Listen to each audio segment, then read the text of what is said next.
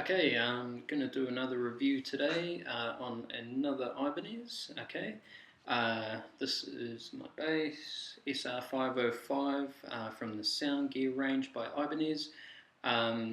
This is a great bass. This is really what sold me on Ibanez guitars.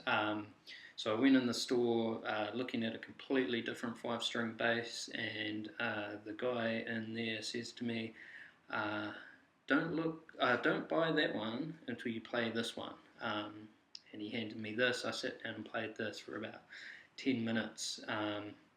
And his sales pitch worked. I ended up walking out with this, which of course was much more expensive than the one I was looking at. So this retails in New Zealand at the moment around $1,400. That's going to be different if you're in the US or whatever other country you're in. I'm sure you can find those things out in your locality. More about the bass. It has got a 5-piece neck. Probably sort of partly see the joins there. It's a bolt-on neck. The woods in the neck, weird foreign woods. One starts with B, one starts with T, Tangola or something.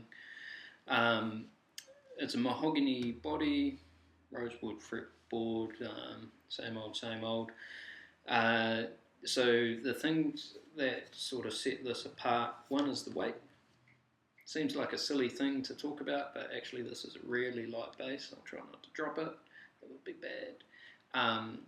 That's important if you're playing a lot of gigs, especially for long periods of time. Much easier on your back, your shoulders, having the lightweight bass. The thing that I really love about Ibanez is they make thin necks.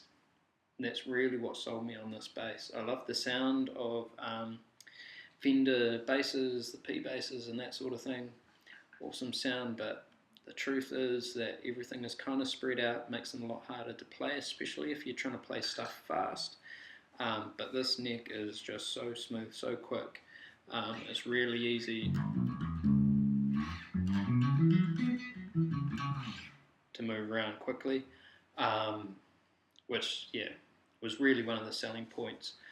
Mark 1 Bartolini pickups, both the same neck and bridge. The controls here, so you've also got a Bartolini active 3-band EQ.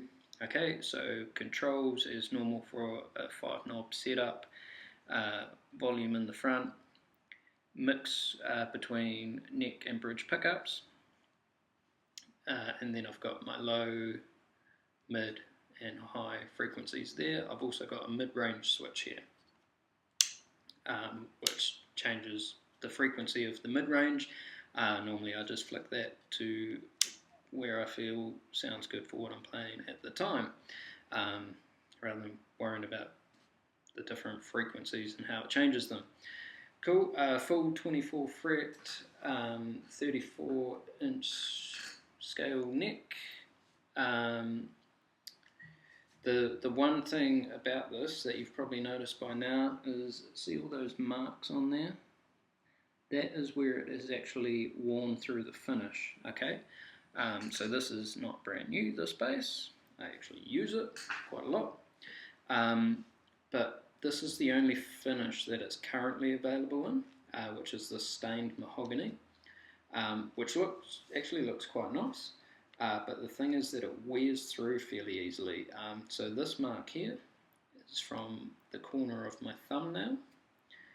These ones down here are from the pickup when I'm slapping. And there's a couple of other little ones up here that I think somebody else did. I don't know where they came from or how they got there, but they seem to be in quite random places. Yeah, but really nice playing bass, nice sounding bass.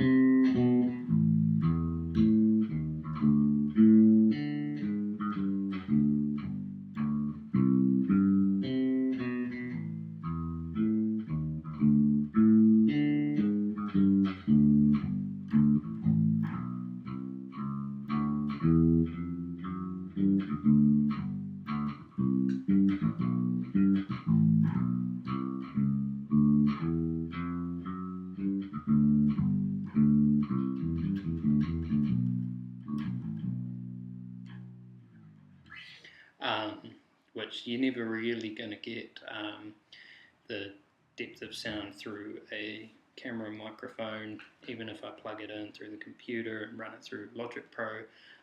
It's never going to be a true feel for the sound of it. I've got it plugged into a little Fender practice amp at the moment, but even if I plugged it into my 8x12 Trace Elliott rig, it's not going to give you a true feel for what the instrument sounds like. Get into your local store and play one. It's the best way to shop for instruments.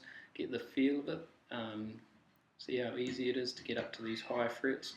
If you ever play up there, most of us don't because we're bass players. But yeah, get a feel for it. Feel how light it is, compare it to some others and how heavy they are, and just, yeah, see what it sounds like live. So it does require a battery, of course, for the active EQ. So they call them passive pickups with an active EQ, which is quite common now. Either way, you're preamping, same diff, who cares? So the one other note is just your jack here. You can't use right angle jacks because of the way it's cut out. But the cool thing about this is it is cut out such a way, if I can get enough length out of that lead, so that it's aimed up to go through your strap.